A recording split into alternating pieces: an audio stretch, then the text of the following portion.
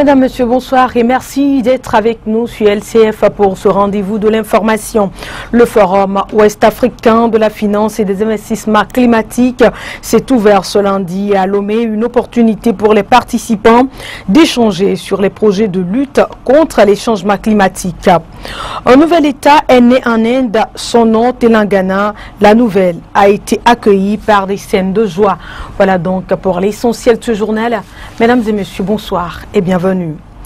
Le conseil d'administration de la Banque d'investissement et de développement de la CEDEAO a tenu ce lundi sa réunion ordinaire. En dehors de l'adoption du compte rendu de la précédente réunion, les membres du dit conseil ont abordé d'autres sujets, notamment une requête de la République togolaise aux fins d'obtention d'un siège permanent au conseil. Jacques Pekemsi, Bruno Johnson. Les membres du conseil d'administration de la Banque d'investissement et de développement de la CEDEAO, ensemble pour une réunion. 45e du genre, cette réunion ordinaire a permis d'échanger sur plusieurs sujets touchant la vie de l'institution. Nous avons étudié certains documents de travail de façon normale, notamment l'étude de l'obtention d'un siège de membre permanent demandé par le Togo au conseil d'administration de la banque, de l'accord d'Europe pour une prise de participation au capital de la BDC. Ensuite, on a relevé le mandat de Mazar, qui est le cabinet de commissaire aux comptes, pour un mandat de 2 ans. Et puis, on a également assisté à la prestation de serment du nouveau vice-président opération. It's a normal board of directors meeting. It's not an extraordinary session of the board. Et justement, au sujet de la requête du Togo, afin d'obtenir un siège permanent au sein du conseil d'administration de la BIDC, la réflexion va se poursuivre. Vous savez, c'est tout un processus. Le conseil d'administration a donné certaines instructions. Nous allons discuter avec le conseil, avec les autorités togolaises et continuer le processus. Et maintenant, présenter les résultats au conseil d'administration. Et même si le Togo n'a pas directement eu avis favorable, les membres du conseil d'administration ont tenu à adopter une motion de remerciement à l'endroit du chef de l'État et du peuple togolais pour l'hospitalité qui a permis le succès des travaux. Comme a suscité une réelle adhésion des projets initiés en faveur de la lutte contre les changements climatiques par les banques et institutions financières. C'est l'objectif du Forum ouest-africain de la finance et des investissements climatiques qui s'est ouvert ce lundi à la Banque ouest-africaine de développement. Une opportunité donc pour les participants d'échanger sur les projets de lutte contre le changement climatique, les opportunités et les stratégies d'investissement. Hugues Atikpo. Le financement de la lutte contre les changements climatiques constitue un meilleur moyen pour faire face aux défis des changements climatiques. Pour mieux converger leurs efforts pour limiter les émissions de gaz à effet de serre et soutenir le passage à un développement durable, un forum ouest-africain de la finance et des investissements climatiques regroupe depuis ce lundi porteurs de projets, banquiers et partenaires. En ouvrant les travaux de ce forum, le ministre de l'Agriculture a souligné les efforts du Togo dans la lutte contre les changements climatiques. Le gouvernement togolais a inscrit la question de lutte contre les changements climatiques au nombre de ses priorités, ce qui a valu sa prise en compte dans la stratégie de croissance accélérée et de promotion de l'emploi.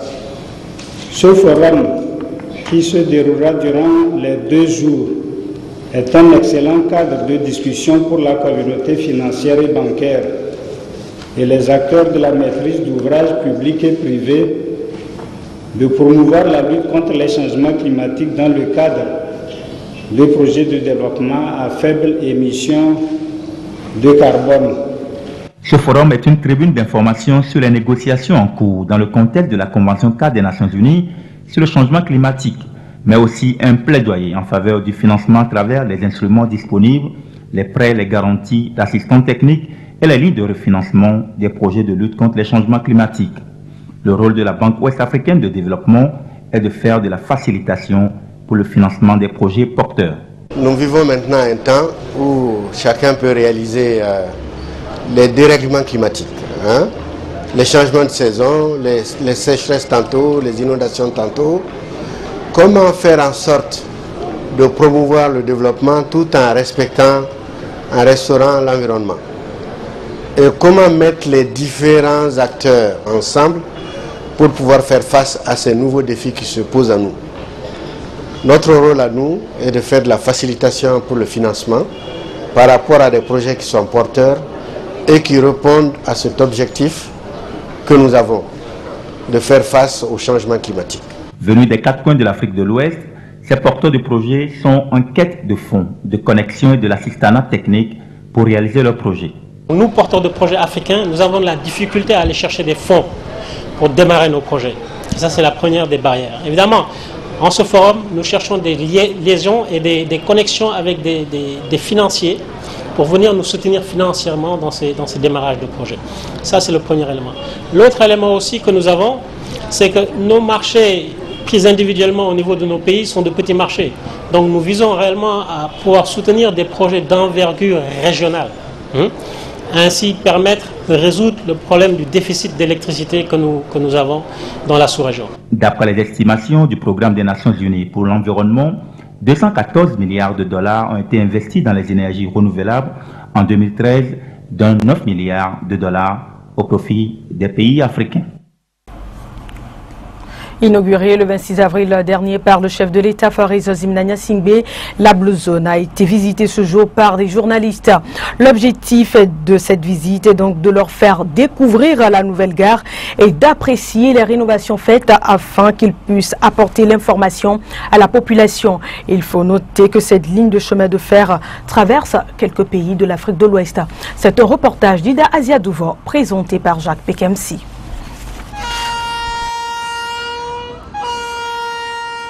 Lancée le 26 avril dernier par le chef de l'État, la Blue Zone est aujourd'hui une réalité. Elle comprend une ligne de chemin de fer appelée Blue Line qui va relier certaines capitales africaines et qui permettra de relancer le réseau ferroviaire au Togo. C'est une bonne initiative que de faire revivre ce circuit-là et de permettre aux populations, surtout les plus défavorisés, de profiter d'un moyen de transport accessible et moins cher. Et nous avons constaté que ce n'est qu'un début, les choses viennent à peine de commencer et nous espérons que ce circuit va couvrir tout le Togo et va atteindre 5 AC. Une visite guidée a permis aux journalistes de découvrir la Blue Zone, qui est un site disposant d'une salle internet, d'une plateforme multifonctionnelle et d'un espace pour jeunes au grand bonheur de la population. L'initiative est très louable. C'est la dimension sociale que j'apprécie également, en ce sens que ça permet aux jeunes. Vous savez, nous sommes dans un quartier qui est une banlieue de Lomé, où l'accès à l'internet n'est pas évident. Donc ça permet aux jeunes d'avoir accès à l'internet. Et il est annoncé la création d'une bibliothèque et autres. Là, je crois que ça participe à l'épanouissement de la jeunesse et à sa formation, si on peut le dire. Maintenant, au-delà de ça, il y a l'approche, je dirais, purement sociale, c'est-à-dire les populations de la base, qui peuvent venir également utiliser la plateforme multifonctionnelle. Blue Zone accueillera comme toutes premières activités la journée de l'environnement, l'ouverture de la Coupe du Monde et la semaine de la musique pour ce mois de juin. À l'étranger, aux États-Unis, c'est une nouvelle qui n'est pas très bien accueillie par les républicains. 5 talibans ont été libérés contre un prisonnier de guerre américain. Un tel échange n'a plus lieu depuis 30 ans maintenant. Les parents de ce jeune soldat américain gardé en captivité se sont succédés pour délivrer leur message de joie. C'est par l'intermédiaire des médias que Janie et Bob Bergdahl ont adressé à leur fils leur premier message depuis sa libération. 5 ans, c'est terriblement long. Mais tu l'as fait. Tu es libre, c'est ta liberté. Puis c'est au tour du père du jeune soldat de s'exprimer. Par solidarité avec son fils, il s'est laissé pousser la barbe et a même appris la langue des talibans. Je suis si fier de ta patience et de ta persévérance. Je suis si fier de ta capacité d'adaptation, de ton action pour ce pays. Mais ce qui me rend le plus fier, c'est ta volonté d'aider le peuple afghan. Le sergent Bergdol, 28 ans aujourd'hui, a été capturé par les talibans le 30 juin 2009, 2 mois seulement après son arrivée en Afghanistan. Sa libération s'est faite en échange de ses 5 anciens cadres talibans détenus à Guantanamo, avec le Qatar pour médiateur. Arrivé à Doha dimanche, ces hommes devraient y rester 1 an. Si Washington voit dans cet échange une possible ouverture de négociations avec les talibans, cette opération inédite suscite aussi de vives critiques aux États-Unis, notamment de la part des républicains qui s'inquiètent de voir ces insurgés libérés retourner au combat. Et du côté de la rébellion talibane, il ne s'agit que d'un échange de prisonniers de guerre, pas question de processus de paix. Un nouvel État vient de voir le jour en Inde, son nom Telangana. Il faut dire que cela a été le fruit d'un long, rude et douloureux combat à la naissance de ce jeune État qui est le 29e de ce pays. Ils sont des milliers à se retrouver pour célébrer cet événement dans la joie et l'allégresse. Il est né à minuit et s'appelle le Telangana. Sa venue au monde a été célébrée toute la nuit avec des feux d'artifice grandioses. L'Inde vient de donner naissance à un nouvel État, le 29e, après un accouchement long et douloureux. Nous sommes très heureux, c'est le fruit d'une très longue bataille et d'un effort collectif. Après beaucoup de sacrifices, nous avons finalement réussi à mettre au monde Telangana. C'est un événement très important dans l'histoire de l'Inde. Le gouvernement doit mettre en œuvre une politique, c'est sa principale responsabilité. Nous recherchons un développement rapide de la région et la distribution équitable des richesses. Le Telangana est né de la scission du grand État de l'Andhra Pradesh dans le sud. Pendant 10 ans, les 2 États partageront la même capitale, Hyderabad. Et c'est Kalvakuntla Rao, membre de l'Assemblée législative et défenseur de ce nouvel État depuis des années, qui a été intronisé au poste de chef de l'exécutif. Il a reçu le soutien total de Narendra Modi, le nouveau Premier ministre indien. Mais avant d'en arriver là, les séparatistes du Telangana auront dû attendre près d'un demi-siècle. Depuis la fin des années 60, des actions violentes ont eu lieu pour réclamer la création d'un État à part entière. Manifestations, grèves et suicides de jeunes aura été le prix à payer pour voir naître Telangana. Direction l'Inde à présent où après 39 ans de règne, le roi Juan Carlos abdique et passe la main à son fils Felipe. Aujourd'hui âgé de 76 ans, le roi Carlos est un homme affaibli par les problèmes de santé, mais aussi par de multiples scandales qui touchent directement ses proches. Le lent crépuscule d'un roi, usé par près de 40 ans de règne, poussé vers la sortie depuis la photo du scandale. Alors que son pays se débat dans la crise, le roi insouciant pose devant un éléphant lors d'un safari de luxe au Botswana. Blessé et hospitalisé, Juan Carlos est contraint de s'excuser. Je regrette beaucoup, je me suis trompé, cela ne se reproduira pas. Mais la rupture avec les Espagnols est profonde. Trop de scandales et d'affaires autour de la maison royale. La reine Sofia encaisse les révélations sur les maîtresses de son époux. Le gendre du roi est inculpé pour détournement de fonds. L'infante Cristina disparaît des photos officielles. Fin de règne catastrophique pour un roi qui fut pourtant le symbole de la démocratie espagnole. Porté sur le trône par le général Franco, qu'il avait désigné comme son héritier, Juan Carlos rompt avec la dictature et fait adopter des réformes démocratiques. ¡Viva el rey! ¡Viva! ¡Viva España! En 1981, tentative de coup d'État militaire en plein Parlement. Le roi gagne le respect de son peuple en donnant l'ordre à l'armée de rentrer dans les casernes. Que tomen todas las medidas necesarias para mantener el orden constitucional. Le roi a hérité du pouvoir absolu du général Franco. Il aurait pu vouloir rester un monarque absolu et pourtant, il a refusé ce rôle et par le biais de la Constitution de 1978, il a transmis ce pouvoir au peuple espagnol. Un peuple espagnol lassé par Juan Carlos et que le prince Felipe doit aujourd'hui reconquérir. Vous venez plutôt de suivre cet élément sur l'Espagne où le roi Juan Carlos a passé le témoin à son fils Felipe après 39 ans de règne. Revenons maintenant au Togo pour parler de la journée du 1er juin. C'était hier et les Togolais ont une fois encore respecté la tradition de la journée nationale de l'arbre. À Kara, ville située à plus de 400 km de Lomé, la capitale, des jeunes plants ont été mis sous terre tout autour du barrage de la Kosa. Mathieu Gaille, Alfred Mindissa.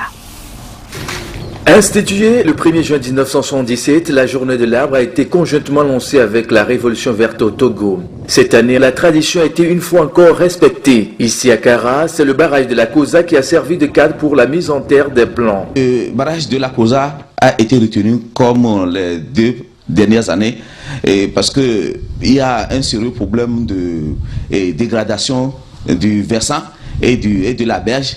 Donc nous voulons par ce geste-là contribuer à la restauration et à la réhabilitation du couvert végétal pour protéger donc ce joyau-là qui alimente 3 importantes villes de la région de la Kara en eau potable. C'est l'occasion pour les autorités en charge des questions environnementales d'inviter tous citoyens à poser ce geste chaque 1er juin en faveur des écosystèmes. Nous appelons chaque Togolais et chaque Togolaise à planter comme par le passé. Nous pensons, nous sommes sûrs que lorsque vous le faites, vous contribuez à la lutte contre la désertification, au réchauffement climatique et à la dégradation de la diversité biologique. Planter un arbre, c'est un acte hautement civique et patriotique. C'est le général Eyadémon qui a institué cette journée dans le souci de la préservation de l'environnement qui est devenue aujourd'hui une tradition.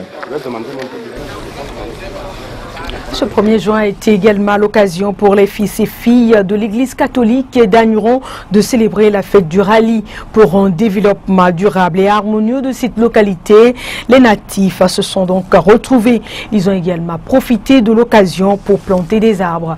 Gloria Anani, Samuel Niaoui.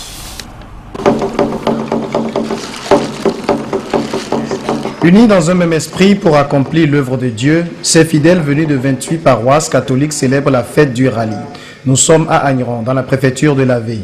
Nous avons organisé ceci pour avoir une paroisse propre, c'est-à-dire que ici soit une station mère. Et nous fêtons rallye ici pour avoir beaucoup d'argent pour améliorer la station. D'abord le bâtiment et les nécessaires pour qu'un prêtre puisse s'installer ici. Après la procession du Saint-Sacrement, le Père a dans son homélie convié les fidèles à ne point douter des Saintes Écritures et à proclamer l'Évangile pour le règne de Dieu. Le programme des festivités s'est poursuivi avec une vente aux enchères pour recueillir plus de fonds pour achever la construction de la paroisse. On a fait beaucoup de recettes plus que les précédents. Le mur n'est pas tout à fait rigide. Nous allons améliorer le bâtiment de l'église et les bancs. En plus, certaines choses qui seront nécessaires quand un prêtre serait là.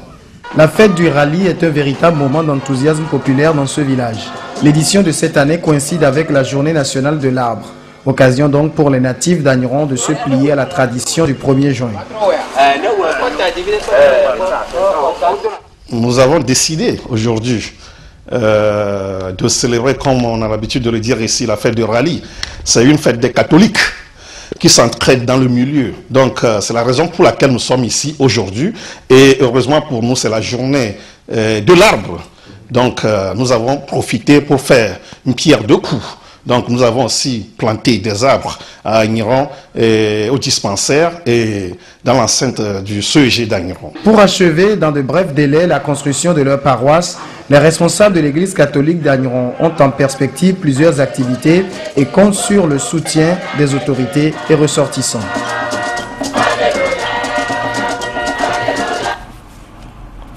Voilà qui met fin à cette édition. Merci de l'avoir suivi. Excellente suite de nos programmes. À très bientôt.